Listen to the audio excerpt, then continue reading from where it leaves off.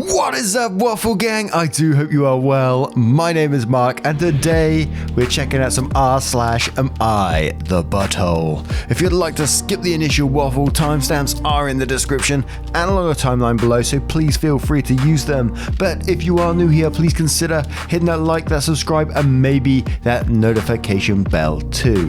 Now, just a huge thank you to each and every one of you for being involved in the live stream that we had a go yesterday. It was only meant to be a test one, and so many of you guys turned up and showed your love and support, and I was just so thankful. I was blown away by it. My heart was going crazy, man. And we did have a whole bunch of members join up from it yesterday. A Raging Piplup. I may have got that completely wrong. We also had Raven Wolf Girl, Dark Hawk, May, Savick, TNT Man, Jay Saga, Sunny, and Huntress Wayne, who rejoined us as well, who's like a mod on our Discord, and I'm so thankful for them. Absolutely amazing. Thank you so much to each and everyone, just everyone being there, getting involved, and you know, you was donating. It was crazy times. Thank you so much, and let's just crack on with today's stories. This intro has gone on long enough. Much love. So this first story comes from Kicking and Screaming. Am I the arsehole for telling my coworker that kids isn't an excuse, she needs to do a damn job? Background: I have about 14 colleagues and a boss. Of the 16 of us, only 3 of them do not have children. I am one of the ones that do. I have 3 of them. I'm also a single mum. The issue: one of my coworkers with a kid definitely plays the mum card. I usually hate that term, as shit comes up when you have kids, but she uses this as to why she can never come in on time, why she needs to leave early, why she's always so preoccupied with her phone, why she can't focus on what she's doing, so then screws up and we have to fix her mistakes, etc.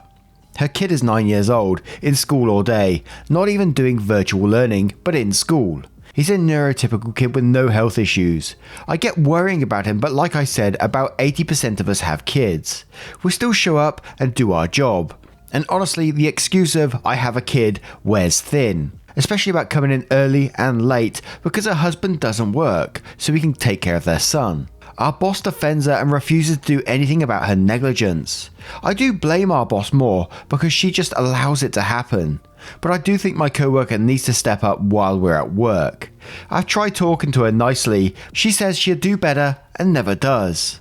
I've asked if she needs help with something, offering support, and she says she's fine. I also went to HR and they did diddly squat except have a meeting telling us we all need to pull our weight. Nothing changed. The other day, she screwed up again. She was on her phone like she is most of the day and wasn't giving it her all. It was a huge mistake that nearly cost us a client, and it's one she's made several times before. I admit I wasn't nice with her about this. I didn't yell, but my tone was clipped, and I told her that she needs to put the damn phone away and actually pay attention to what she is doing. She got in a tizzy, saying that she was texting her husband about their son and she didn't mean to. She's sorry, etc. I said it wasn't okay and she just needs to focus. She then tried saying, I have a kid, my mind is in 2 places. I told her I have 3 kids that all go to different schools. I'm here every morning on time. I stay until it's time to go. I may have to take a call from my kids occasionally. I get you think about your kids all the time, but I also manage to do my job. This excuse just doesn't fly anymore. Do your damn job. She quickly went about fixing a mistake and I walked away. She didn't go to HR or our boss over it, but someone else who overheard it did. I was severely reprimanded for this, saying it's not my job to have that talk with her. I said maybe not, but people whose job it was weren't doing anything. I didn't get a formal write-up, but things are tense. Some of my coworkers think I did the right thing. Others think I should have documented it with HR and let it go. I'm torn. Am I the arsehole? Now, I can understand the frustrations with this one, and I think mainly because the boss isn't doing anything about it either and just like allowing the behavior. But that also does put a question into my head. Maybe there's something OP doesn't know about her colleague's situation that is being allowed by the bosses and the higher ups. Is there something, she doesn't have to disclose to the rest of the team because she's talked to her boss, she's talked to HR about it. So I do throw that question out there. However, I think OP did need to go through the proper channels with this and just go directly to HR if she has that much of a problem confronting someone in the workplace. I just don't think it's a great idea. And don't get me wrong, I get OP's frustration. I get they're frustrated with someone not pulling their weight, potentially losing the client and all this kind of thing, and making the team look bad. I don't think we truly know if she's actually spoken to management or higher up. I don't think we truly know her home life situation. And again, I get OP's frustration, but in the end, it's not their job to be going around reprimanding people. She's not the boss. OP is not the boss. They should be going to HR to deal with these things. That's what HR is there for. But if we did have the full situation and I did know about like OP and what they're going through in their home life, it may turn to a you're the arsehole. I know, Mark, very controversial there, may get yourself in trouble, but oh well, I'll deal with it. But David says not the arsehole. If they really don't want to do anything about it, maybe time to look at greener pastures, or maybe do what she does and see if they defend you as well. And Birthday Cookie says not the arsehole. I'd let her fuck up without interfering next time though. Let her own actions cost her the job. You don't want to be the reason she suddenly can't support her obsession. And IC says, everyone sucks, yeah, I get that you are frustrated, but ultimately it isn't your call to make or to discipline her. If the boss and HR want to constantly excuse her behaviour and let things slip, that's on them and makes them assholes. Just put your head down, do your job and refuse to help her. Probably look for a new job too. Eventually her screw-ups will cost the company enough that they will either get rid of her or go under. And Barracuda says not the arsehole. If the company wasn't going to do anything, then you at least know the team thinks she needs to step her game up. I'm a mum of special needs kid and pregnant with twins. I still come in early and stay late. I had to get 2 iron infusions 2 times a week for a month and brought my laptop with me each time. My husband also works full-time and shit is crazy. With all of that, I have never used being a mum as an excuse. Women who do this make all of us look bad. Now, again, I'm going to be controversial here because I partially disagree with this comment. And I don't usually disagree with many comments and get involved, but I think that's an unhealthy attitude to have with work. Don't get me wrong, work is, it's a privilege for many people to be working, earning money. Loads of people don't have that privilege to be doing that at the moment. I don't think it makes you a bad employee to take some time off work every once in a while, especially like this person saying, they're a mum of a special needs children, pregnant with 2 twins, and they're having to get iron infusions 2 times a week for a month, and they're taking their laptop with them to do work whilst they're getting these done. I mean, come on, man, look after your health. And their husband works a full-time job as well, and they're saying shit is crazy, so they're admitting shit is crazy, but still running around like a headless chicken to get stuff done. Work is a two-way street, and people do disagree with me on this one, but this has never failed me. Work is a two-way street. They need you as much as you need them as well. And you might say that someone will jump in your place, but it depends what you're giving to the business, right? And I may be ultra defensive on that one because, I don't know, maybe I have been a bad employee over the last couple of years because everything that's been going on in my life, like several people dying and taking time off, cart my dad around and all that kind of thing. So maybe I have been a bad employee and maybe, I'm just defending myself here. So I might be wrong. Don't get me wrong. I'm not saying I'm 100% right here, but I still believe that's an unhealthy relationship to have with work. But with that being said, I'm going to turn this one to you guys. What do you guys make of this situation? Let me know in the comments below. Now, our next story is from C-Style. Am I the arsehole for submitting an inappropriate naughty question at a couple's drinking game? Some background, I am a 29-year-old man. My wife is 24. Every couple of weeks, we gather up some friends on a Skype call to chat and have some drinks. Occasionally we'll play a game that has somewhat morphed over the years, which basically comes down to us thinking up the most outrageous questions and having to drink if we can't answer them. Everybody puts questions into a pot and everybody answers, or drinks. In total, we played the game with 6 people this week. The other relevant people are called Chuck and Mary. After about an hour of drinking and talking, my question got selected at random. The question was, if you could sleep with someone other than your husband or wife, who would you pick? Chuck immediately looked at Mary and clearly got pretty upset. The thing is, Mary had an affair late last year, and they were working through it. I didn't exactly forget about this when I made the question, but the questions that we put into the hat are always no holds barred. We've had, have you ever had an STI? To, have you ever paid for sex? As questions. Mary awkwardly chose to drink when it was her turn, and soon after it they made a lame excuse and logged off. Apparently my question picked at a scab that had not fully healed. Later that night, Chuck sent me a really nasty message blaming me for the fight. I said it more looked like Mary's fault considering she's the one who planted the damn landmine that we all have to consider now, and they're both really angry at me. My wife is super non-confrontational, so I'm afraid that she's just agreeing with me to avoid what she's afraid may be an argument. I'd like a more neutral perspective, considering the context. Did I push it too far?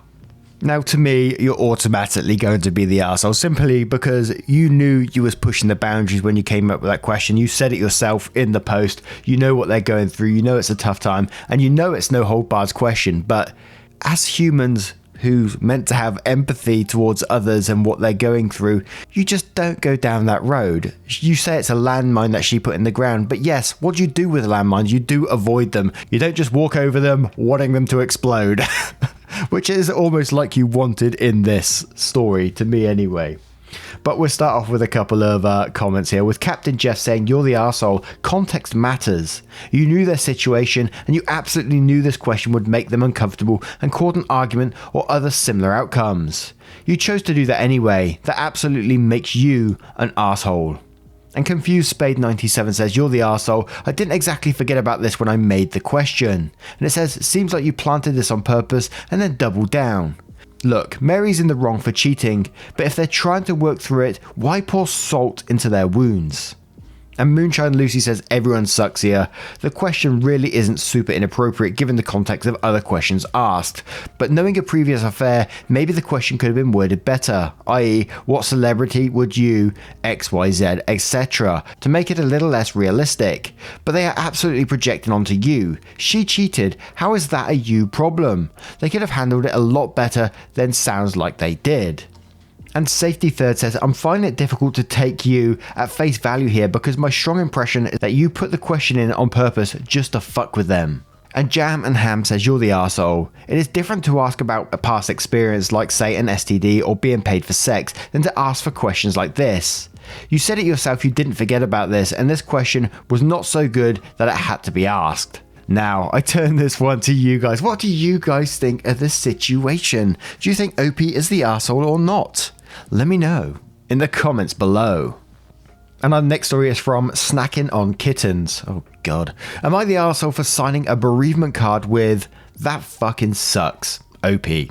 I am at work. Co-bartender walks a to-go order to Business Next Door. Business Next Door thanks our bartender for delivering to-go order and hands her card to have our establishment sign because their bartender just experienced the loss of his wife. I sit at the bar watching employees sign the card. A few of them say, 'I don't know what to say,' as they jot down, 'Prayers are with your family, blah blah blah.' I simply sign 'That fucking sucks' with my name. And that is what I personally recommend anyone who doesn't know what to say. All of my co-workers' eyes widen, accused me of being heartless and rude.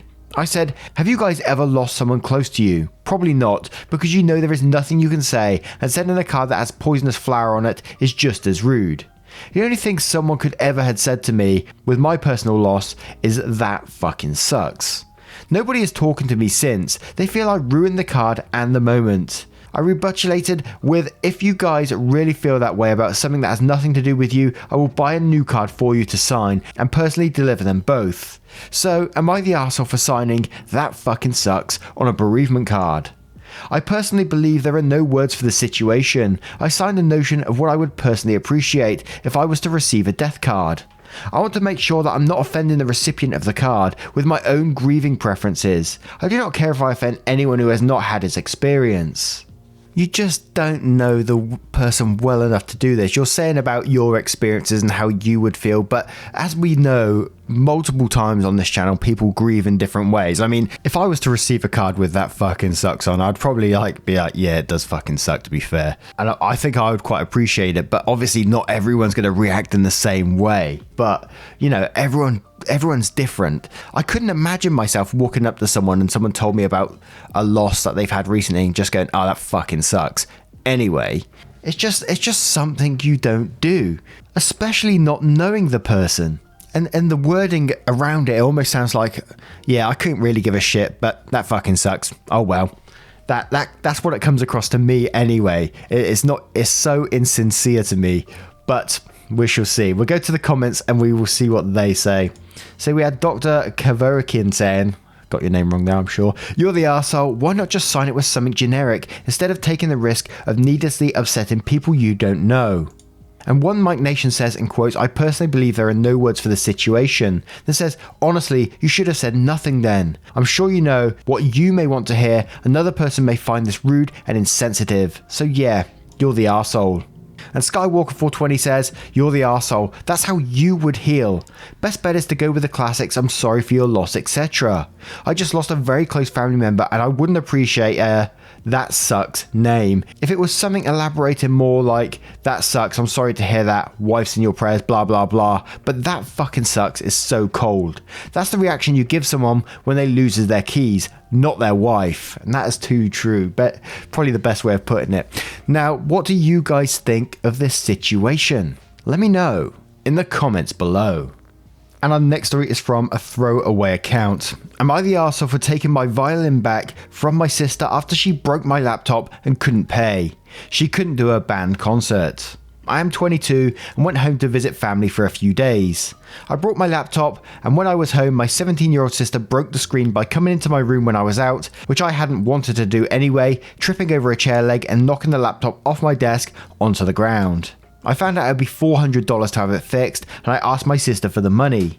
She babysits and does other work to make money. She said she needed the money for college and couldn't give me her savings. So I asked my parents if they'd ask her for money, and they said no because it was a mistake. I took the violin I'd let her borrow back. I played violin in high school and bought a nice one for myself with money I just made at a summer job, and decided to sell it to pay for the laptop screen. I am on a tighter budget and didn't want to be out that money. I didn't tell my sister I was selling the violin because I didn't want the fight.